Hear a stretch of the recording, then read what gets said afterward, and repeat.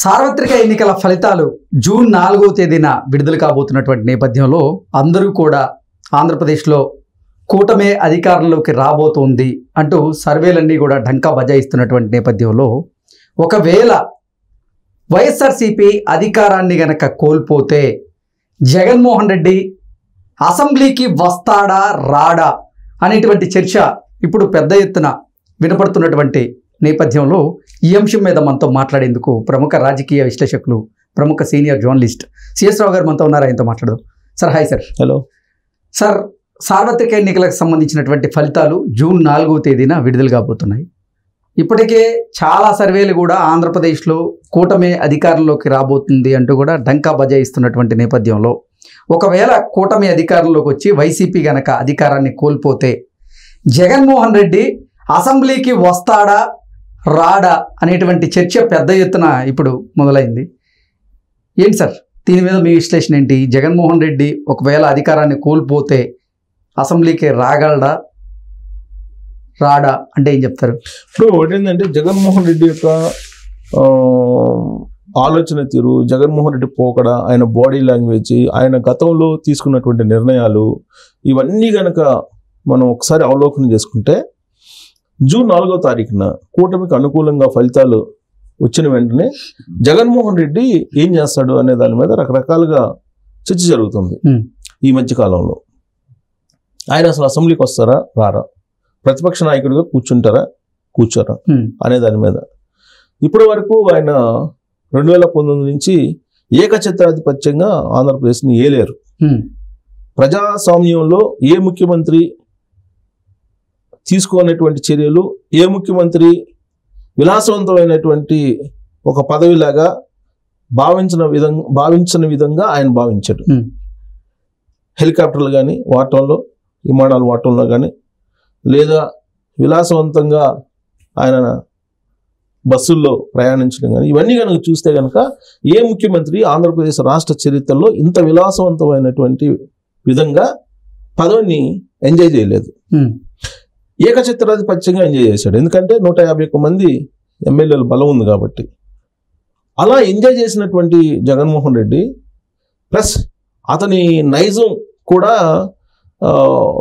ఎదుటి వాళ్ళ ముందు తను నుంచోడానికి ప్రతిపక్ష నాయకుడిగా ఒప్పుకోనటువంటి మనస్తత్వం అతనిది.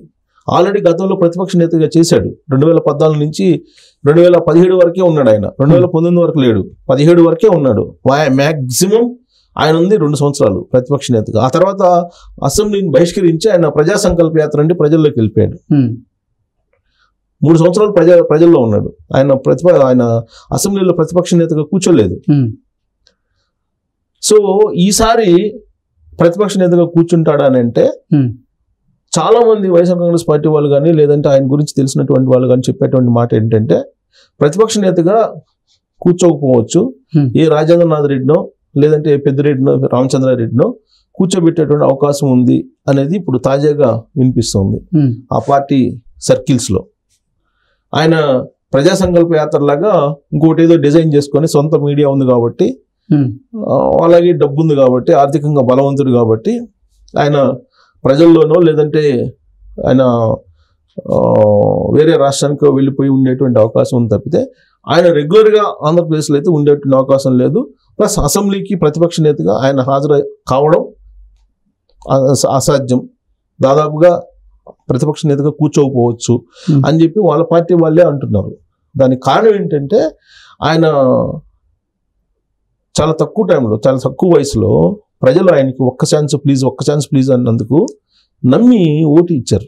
అందుకే ఓటేసేటప్పుడు పౌరులు చాలా బాధ్యతాయుతంగా ఆలోచించి వేయాలి. అందుకే ఇప్పుడు రేపు 2024లో మొన్న జరిగిన మే 13 జరిగినటువంటి పోలింగ్ రోజున ప్రజలు చాలా కసిగా ఓటు వేశారంటే మామూలు విషయం కాదు. 30 లక్షల మంది ఇతర ప్రాంతాల వాళ్ళు ఎవరి ప్రమేయం లేకుండా స్వచ్ఛందంగా ఆంధ్రప్రదేశ్ వెళ్ళి ఓటు వేసినటువంటి సందర్భం చరిత్రలో నిలిచిపోయేటువంటి ఎలక్షన్ 2024.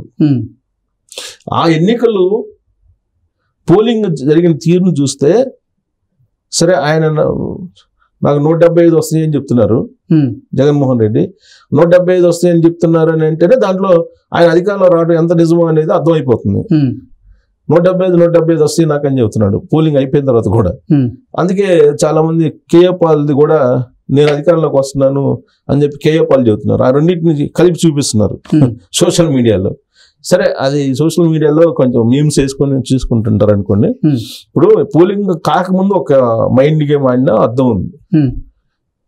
ఏదో క్యాడర్లో బలం, కొంచెం ఉత్తేజం కోసమో, లేదంటే మనోబలం కోసమో, లేదంటే ప్రజల్లో ఒక రకమైన పాజిటివ్ వేవ్ తీసుకురావడానికో చేసాడు అనుకోవచ్చు. పోలింగ్ అయిపోయిన తర్వాత కూడా నువ్వు 175 అని చెప్తున్నారంటే అది పబ్లిక్ అమాయకులు అయితే కాదుగా.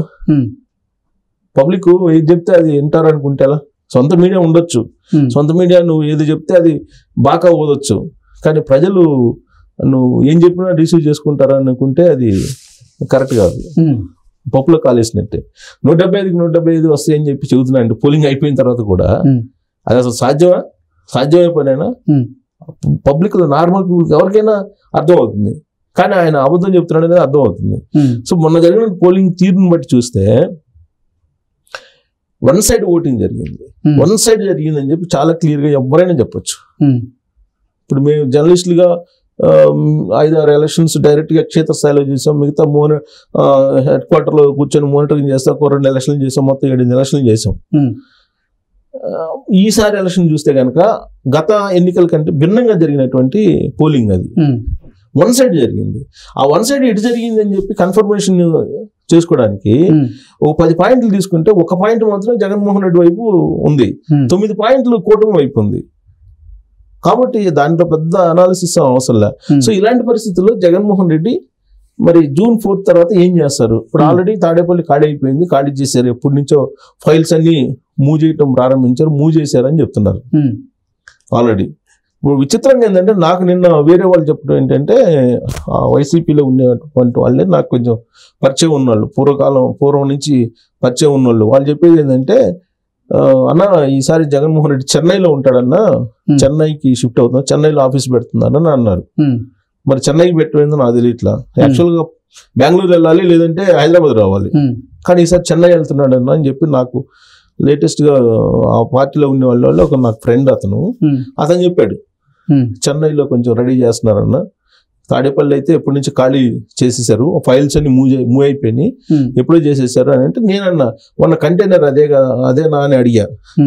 ఏమన్నా కంటైనర్ మరి అదేమో మీరేమో డబ్బులు అంటున్నారు, మరి అది ఫైల్లో మరి డబ్బులు లేకపోతే డబ్బులు ఫైల్ అన్ని పంపించారు తెలియదు, కానీ మొత్తానికి అయితే ఫైల్స్ అన్ని కూడా మూవ్ చేశారు.